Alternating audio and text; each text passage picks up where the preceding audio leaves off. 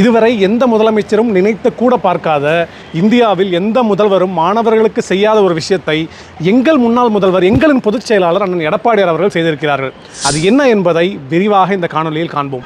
தமிழக அரசு பள்ளி மாணவர்களுக்கு மருத்துவக் கல்வியில் 7.5% இடஒதுக்கீடு.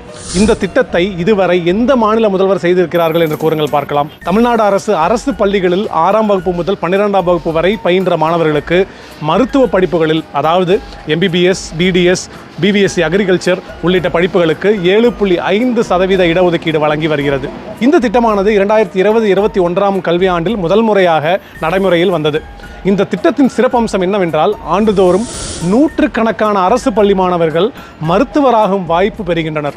இந்த 7.5% இடஒதுக்கீடு திட்டம் கல்வியில் சமத்துவம் மற்றும் சமூக நீதி நோக்கில் எடப்பாடியார் அரசின் முக்கியமான ஒரு முன்னேற்றமான ஒரு படியாக கருதப்படுகிறது. இதுவரை 2025ஆம் ஆண்டு வரை 2803 அரசு பள்ளி மாணவர்களின் மருத்துவ கனவு எடப்பாடியார் அவர்களால் நிறைவேற்றப்பட்டது.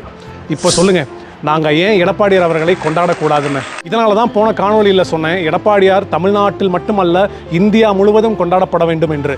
நன்றி, வணக்கம்.